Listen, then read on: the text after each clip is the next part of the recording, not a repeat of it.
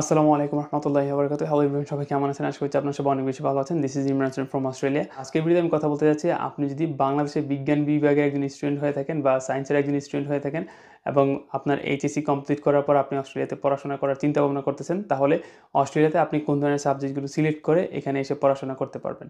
At the same time আমি আপনাদের সাথে কিছু ইউনিভার্সিটি শেয়ার করব, যে ইউনিভার্সিটিগুলো এই ধরনের সাবজেক্টগুলো আপনার প্রোভাইড করে থাকে এবং র্যাঙ্কিংয়ের দিক থেকে ওই ইউনিভার্সিটির র্যাঙ্কিংটা কিন্তু অনেক বেশি উপরে অন্যান্য আদার্স ইউনিভার্সিটির তুলনায়। অস্ট্রেলিয়ার মধ্যে যে আদার্স ইউনিভার্সিটিগুলো আছে, কিছু কিছু ভালো ইউনিভার্সিটি আমি আপনাদেরকে সাজেস্ট করবো, যেখানে আপনি চাইলে এই ধরনের সাবজেক্টগুলো নিয়ে পড়াশোনা করে আপনার যে ক্যারিয়ারটা সেই ক্যারিয়ারটা করতে পারেন। সো প্রথমত আমি কথা বলবো কিছু সাবজেক্ট নিয়ে, যে সাবজেক্টগুলো সায়েন্সের স্টুডেন্ট হিসেবে আপনি চুজ করতে পারেন, এবং পরবর্তীতে আমি কথা বলবো কিছু ইউনিভার্সিটি নিয়ে, বা একটা সাবজেক্ট লেখার পর আমি ইউনিভার্সিটিগুলো সাজেস্ট করে দেবো যে ইউনিভার্সিটিগুলো এই সাবজেক্টগুলো আপনার প্রোভাইড করে থাকে। ওকে, সো এখন মূলত আমরা দেখি যে অস্ট্রেলিয়াতে আমি সায়েন্সের স্টুডেন্ট হয়ে প্রথম কোন সাবজেক্টটা নিয়ে আমি এখানে পড়াশোনা করতে পারবো। সো সায়েন্সের স্টুডেন্টদের জন্য কিন্তু অনেকগুলো দরজাই খোলা থাকে। আমরা কিন্তু চাইলে কিন্তু বিভিন্ন ধরনের সাবজেক্টে মুভ করতে পারি সায়েন্স ব্যাকগ্রাউন্ড থেকে, কারণ আমরা মোটামুটি একটা ধারণা নিয়ে আসি কলেজ থেকে যে এই ফিল্ডে এরকম হইতে পারে, ওই ফিল্ডে এরকম ধরনের কাজ করা লাগবে বা এরকম নলেজ লাগবে আমাদের যদি বেটার একটা ফিউচার করতে চাই। যেমন আমাদের অনেক অ্যাক্সেস থাকে, যেটা অন্য আদার্স যে স্টুডেন্টগুলো আছে তাদের জন্য কিন্তু এই অ্যাক্সেসটা থাকে না বললেই চলে। যেমন কমার্স আর্টসের জন্য কিন্তু এই অ্যাক্সেসটা থাকে না, তারা চাইলে কিন্তু সায়েন্সের সাবজেক্টগুলো চুজ করতে পারবে না। বাট আমরা চাইলে কিন্তু অনেক সময় কমার্স আর্টসের সাবজেক্টগুলো কিন্তু চুজ করতে পারবো। সায়েন্সের স্টুডেন্ট হিসেবে আমরা যে সাবজেক্টগুলো নিয়ে পড়াশোনা করতে পারবো সেই সাবজেক্টগুলোর নাম আমি এখন লিখে দিচ্ছি এখানে, পাশাপাশি কোন ইউনিভার্সিটি এই সাবজেক্টগুলো প্রোভাইড করে ওই ইউনিভার্সিটির নামটাও আমি এখানে লিখে দিচ্ছি। সো আমি এখানে কিছু সাবজেক্ট লিখলাম, এই সাবজেক্টগুলো এই ধরনের ইউনিভার্সিটিগুলো প্রোভাইড করে থাকে। আপনি জাস্ট ওই ইউনিভার্সিটির ওয়েবসাইটে গেলে কিন্তু এই ধরনের সাবজেক্টগুলো এখানে খুঁজে পাবেন, আর এগুলো রিকোয়ারমেন্ট প্লাস আছে টিউশন ফিস নিয়ে কিন্তু ওইখানে বিস্তারিত আপনি দেখতে পারবেন। সো এই ইউনিভার্সিটিগুলো জাস্ট আমি চুজ করছি মেলবোর্ন থেকে, বাট অস্ট্রেলিয়া তো বিশাল, অস্ট্রেলিয়ার বিভিন্ন জায়গাতে কিন্তু আরও প্রচুর পরিমাণে ইউনিভার্সিটি আছে।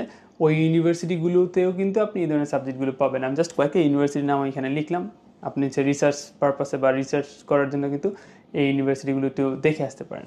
ওকে, সো এখন মূলত কথা বলা যাক যে সাবজেক্টগুলো নিয়ে অ্যাজ আ সায়েন্সের স্টুডেন্ট হিসেবে আমি কোন ধরনের সাবজেক্টগুলো নিয়ে এখানে পড়াশোনা করতে পারবো। কমন একটা সাবজেক্ট বা কমন একটা প্রোগ্রাম যেটা আমরা সায়েন্সের স্টুডেন্টরা মোটামুটি চুজ করে থাকি বাংলাদেশ থেকে, সেটা হচ্ছে ব্যাচেলর অফ ইনফরমেশন টেকনোলজি। এই ব্যাচেলর অফ ইনফরমেশন টেকনোলজি এই যে সাবজেক্টটা, এটা খুবই কমন সবার জন্য, কারণ এটাতে হচ্ছে আমরা মোটামুটি অনলাইনেও ক্লাস করতে পারি, অফলাইনেও ক্লাস করতে পারি। আর দেখা যায় ইউনিভার্সিটি এই সাবজেক্টটা বেশি রেকমেন্ড করে, কারণ তাদের খরচও কিন্তু কম হয়। প্র্যাকটিক্যালের জন্য জাস্ট একবার কম্পিউটার কিনলেও পরবর্তীতে সারা জীবন জাস্ট এই কম্পিউটার কিন্তু প্রত্যেকটা বেসকে কিন্তু দিতে পারলো। সো তাদের খরচ কম হয়, যার কারণে এটা টিউশন ফি কিন্তু কম্পারেটিভলি আদার যেই সাবজেক্টগুলো আছে সেই সাবজেক্টগুলো থেকে কিন্তু অনেকটা লো হয়ে থাকে।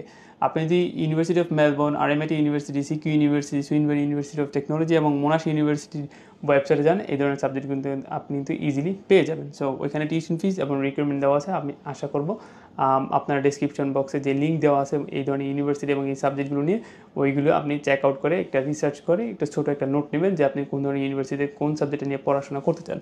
সেকেন্ড যে সাবজেক্টটা আপনি চুজ করতে পারেন সায়েন্সের স্টুডেন্ট হিসেবে, সেটা হচ্ছে bachelor of computer science. So আপনার যদি কম্পিউটার নিয়ে অনেক আপনার আইডিয়া নিতে ইচ্ছা করে, কিংবা এই ধরনের বিষয় নিয়ে যদি আপনার প্যাশন কাজ করে, তাহলে কিন্তু আপনি চাইলে এই সাবজেক্টটা চুজ করতে পারেন। মোটামুটি সকল ইউনিভার্সিটি কিন্তু এই সাবজেক্টগুলো প্রোভাইড করে থাকে। কিছু কিছু ইউনিভার্সিটি এখানে আবার এই জিনিসটা প্রোভাইড করে না, সেক্ষেত্রে আপনি জাস্ট ইউনিভার্সিটি ওয়েবসাইট থেকে দেখে নেবেন।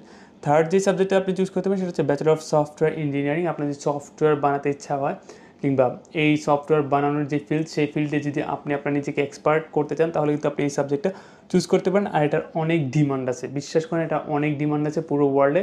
এখন বর্তমানে সবাই কিন্তু মোটামুটি সফটওয়্যার বানানো ট্রাই করে, এবং এদের কিন্তু আপনার যে বেতন, সেই বেতন কিন্তু অন্য আদার্স যে জব আছে সেইগুলোতে কিন্তু কম্পিটিটিভলি অনেক বেশি হাই। সো এই যে মোনাশ কিংবা RMIT কিংবা সিকিউ, সুইনবার্ন, ডেকিন, তারপর হচ্ছে এখানে ইউনিভার্সিটি অফ সিডনি, আরও অনেক আদার্স ইউনিভার্সিটিগুলো আছে, university of New South Wales, Charles Sturt university, এই ধরনের ইউনিভার্সিটিগুলোতে কিন্তু এই ধরনের সাবজেক্টগুলো আপনি পেয়ে থাকবেন। যে ইউনিভার্সিটিগুলো প্রোভাইড করে না, ওই ইউনিভার্সিটির ওয়েবসাইটে গেলে কিন্তু আপনি বুঝতে পারবেন যে এই সাবজেক্টটা, যে সাবজেক্টটা আপনি খুঁজতেছেন, এই সাবজেক্টটা আছে কিনা। ফোর্থ যে সাবজেক্টটা আপনি চুজ করতে পারেন সায়েন্সের ব্যাকগ্রাউন্ডে স্টুডেন্ট হয়েও, সেটা হচ্ছে bachelor of health science. So bachelor of health science দিয়ে কী বোঝানো হয়েছে, এখানে চাইলে আপনি নার্সিং করতে পারেন, নার্সিং পাশাপাশি হচ্ছে হেলথ রিলেটেড যে সাবজেক্টগুলো আছে, যে ফিল্ডগুলো আছে, ওই ফিল্ডের যে সাবজেক্টগুলো আছে সেই সাবজেক্টগুলো কিন্তু আপনি এখান থেকে চুজ করতে পারেন। মোটামুটি সব ইউনিভার্সিটি এই ধরনের সাবজেক্টটা প্রোভাইড করে না, কারণ এখানে অনেক এক্সপার্ট প্রফেসরদের প্রয়োজন হয়, পাশাপাশি হচ্ছে এখানে স্পেসিফিক কিছু স্টুডেন্টদের কিন্তু ট্রেন করা হয়। সো এখানে প্রচুর পরিমাণ ইকুইপমেন্ট লাগে, সায়েন্স বা হেলথের বডি পার্টস কিংবা অন্য আদার্স জিনিসগুলোর কিন্তু প্রচুর পরিমাণ ইকুইপমেন্ট লাগে এবং প্রচুর পরিমাণ আপনার এক্সপেরিমেন্টও করা লাগে। সেক্ষেত্রে কিছু কিছু ইউনিভার্সিটি এই সাবজেক্টটা প্রোভাইড করে, কিছু কিছু ইউনিভার্সিটি প্রোভাইড করে না। সো আপনি একটু ইউনিভার্সিটি ঘেটে নেবেন, দেখবেন যে কোন ইউনিভার্সিটিগুলো এই ধরনের সাবজেক্টগুলো প্রোভাইড করতেছে। Last but not the list, যেটা একটা কমন সাবজেক্ট যারা আপনারা ইঞ্জিনিয়ারিং পড়াশোনা করতে চান অস্ট্রেলিয়াতে এসে, সেটা হচ্ছে আপনারা চাইলে চুজ করতে পারেন ব্যাচেলর অফ সিভিল ইঞ্জিনিয়ারিং। এবং এখানে অনেক আদার্স ইঞ্জিনিয়ারিং বিষয় কিন্তু আছে বা অন্যান্য আদার্স সাবজেক্টগুলো আছে যেগুলোতে আপনি চাইলে ইঞ্জিনিয়ারিং করতে পারেন।